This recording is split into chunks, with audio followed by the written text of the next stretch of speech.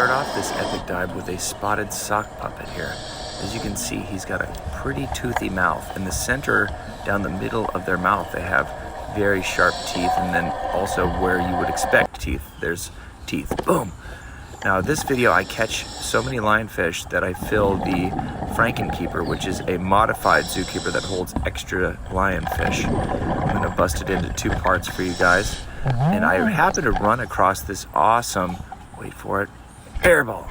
I happened to run across this really cool shipwreck. I didn't know it was there, so it was kind of weird and ominous and spooky seeing this huge human structure down in the water where you didn't expect it. Boom. Be sure to watch both parts of this video so you can make sure you see how many we got here. It's crazy. A little lemon shark from afar. I had the camera filming the wrong angle, so I had to zoom in a little too tight on it. But in general, this was one of the most badass dives ever. I was so happy by the end of the dive. I was giddy with the excitement. It was just so cool. Everything that we saw, from the shipwreck to filling the whole entire zookeeper. This cool, cute little soap fish. It's a soap fish. And I guess they excrete nasty soap. And I think that was an anchor. Did you see that crazy old anchor right there? I don't think I actually saw the anchor when I was on the dive until I actually watched the video later on. Look at this big one. Now, I've put more than 40 plus fish into a zookeeper at a 20-pound zookeeper, but these are a lot bigger fish. So a 26, 28-pound zookeeper, which is even bigger than the normal one, you know, I was able to put less than 40 fish in there, which is kind of crazy. When I found 40 fish, they were all super duper tiny. It was just 60-minute dive, 40 fish. Actually, the dive was actually 40 minutes because I went pretty deep.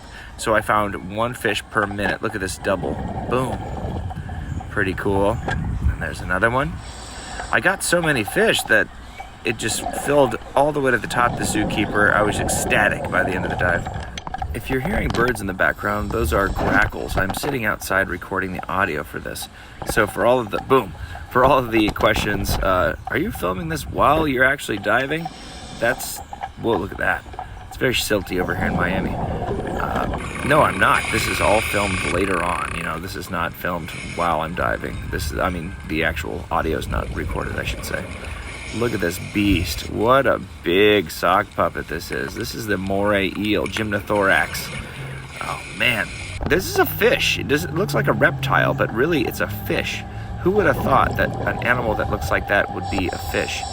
It has little gills. It has everything that makes it a fish, but it has neat adaptations where its body undulates and it can go back and forward depending on which way it undulates. And there are other fish like, boom, the black brotula that also do that. They're like little tiny eels almost, but they're a little more like a regular fish. They actually have some fins on the side of their body, unlike the eel that is just one straight snake-like object, you know, with just a big fin on both sides of its body. A little bit different. Boom. So these are invasive lionfish. If you've watched this far, or if you've seen some of my other videos, you know that we are only doing this because these are bad for the environment.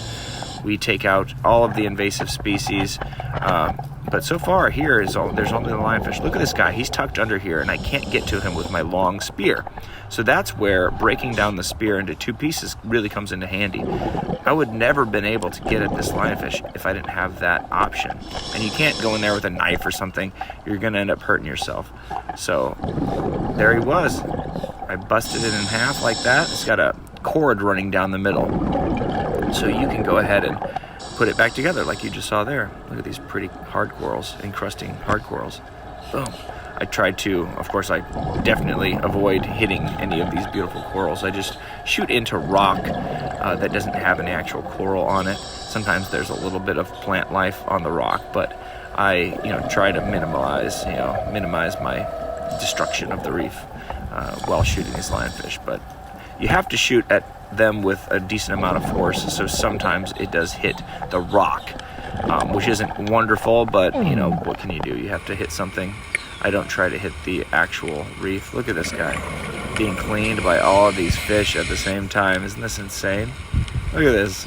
He's like, holy crap, he woke me up. That's so cute. He's so lazy. See how slow he's moving? Look at everybody's following him along. And you can tell it's a him by that great big tail. Sometimes turtles are very curious. They think that maybe that might be a female coming up to him, but no, it's just a diver. Look how he comes really close. You see that big hook claw on both sides of his fin? That is indicative of a male. So is the tail. So they can use those for mating. They're designed to hold on to shells. So for millions of years, they've been, mating and using these adaptations to help them and aid them in making sure they're mating properly. Look at this beast. Of course, big one first, guys. You know the rules. And then we go back and pick off the smaller ones. It's the only way. Can't be wasting time with these little ones at first. You got to get the big one first before he catches on, and then you go for the tiny boys. Because the tiny boys don't pay the bills. So we're getting them either way. But you see how he was easily spooked. He already saw, double miss. He already saw one of his buddies get carried away. So naturally, he's a little bit spooked. So it took a few more shots. And I don't want to lose the big one. So I ended up getting all of the fish. I think maybe one got away on this dive in general. But I ended up getting all of the fish. But always big boys first. Unless you don't see them, then, whatever. Look at this guy. Bam! So people ask, are they hunting? Well, why did they never hunt? They're hunting all the time. That guy was just hunting. They're just not, that guy's hunting right now. So he's just sitting there. He's up and above, and he's waiting for the little fish to come close enough for him to eat it. But I, of course, stop him before he does that, because that's the whole point of what we're doing out here. They've been eating these day in, day out for years, and it's time we stop them. So I don't want to watch this guy's hunting again. He's sitting here waiting for this little fish to come around the corner, and he starts to see me, and luckily he's hunting. So when you're hunting, you're a little bit less aware of the danger coming towards you. See how he stuck up his spines? And that's pretty much all they do. Unless you miss, they're pretty much just going to stick up the spines. And if you can get in there where they can't see you actually coming, you can definitely make the kill a lot easier. If they see you coming, then they might try to dodge. Look at this big blue parrotfish. We're going to Indonesia in about 10 days, so I can't wait to share that awesome video with you guys. I'm probably not going to be able to post for a week or so, because I don't think we're going to have reception. We're going to be in what's called Raja Ampat, which is in the middle of absolute nowhere out in Indonesia. So a lot of beautiful, look at this wreck, a lot of beautiful seamounts coming out of the ground with coral galore, some of the best diving on the planet. So this is this wreck that I came upon. I had no idea. I don't even know what it's named, to be honest. We didn't know it was going to be there. And look at the cool structure inside of this thing. Absolutely amazing. Looks like the side was peeled away there and the rafters are showing. And I was able to find a few lionfish on this wreck as well. One big one. I almost lost him. He saw me coming, and he was very, he was scared. He saw what was happening. And this thing is obviously broken into a couple different pieces. And I'm pretty sure it's a shipwreck, because I don't know what else would be dropped clear out here in the middle of the ocean. This is at, 90 feet deep around there at the absolute bottom, which is fairly shallow for a wreck as well. Usually wrecks are right around 100, 120 feet. And they do that because they want to make sure the wreck isn't messed around by hurricanes and lots of, look at that blue parrotfish coming along me, lots of turbulence in the water. They don't want it to be moving too much. And boom. So I got lucky. I was up off the ground. He was just chilling on this wreck. He could have swam off into that wreck, and I would never have gotten this fish. Actually, it's a female, I believe. But you can tell because the face spikes on the male are much larger, and that one didn't have very pronounced face spikes.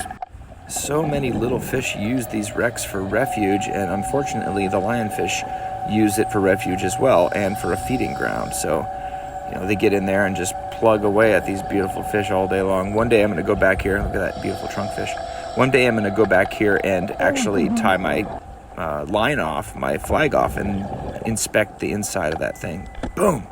Look at that beast. Look at the size of that thing. I'm super excited by this. You can see I stoned him. He's already changing color. He was stoned like a mofo, this guy.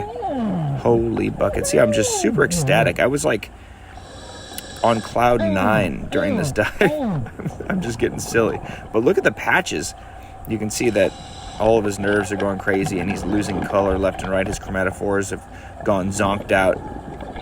See how that guy was trying to look at me, but I took the upper angle and I made sure to shoot him straight down so that I could get the catch. He was definitely on to me, and I think he was going to try to dodge. Same thing with this one. You can tell he's hunting, so he's not quite aware of what's coming his way. Look at that hard coral. Super pretty. You can see this zookeeper's getting full. I saw this guy, and then I saw this big lionfish right next door. And I was going to do a little film of it, but then I decided to go for the lionfish. So this, I believe, was a huge mutton snapper that went underneath the wreck. That thing was big. He's probably been living there for years. I kept revisiting chunks of this wreck as I went around. It was such a big wreck that it had 3 or 4 different pieces. But look at this guy. He's almost gotten away. He's a 16-inch lionfish who I do not want to lose him. I try to go from the side, and I snag him. Great shot. I didn't actually see him when I made the shot. I just kind of put it in there and took kind of a guess. I didn't want him to know I was coming, so it was kind of a trickery. There was all these jellyfish because of the current that were pushed down on top of the reef. It's so rare to see jellyfish close to the reef like this. Usually they're up at 80 or 90 feet, but it was just really a treat. I'm so excited about this dive. I gave you guys a little kissy there. But appreciate you guys. Follow along if you can. Only a few % of people that watch my videos follow. So we would really appreciate you guys to actually hit the follow button. Later, guys. Thank you.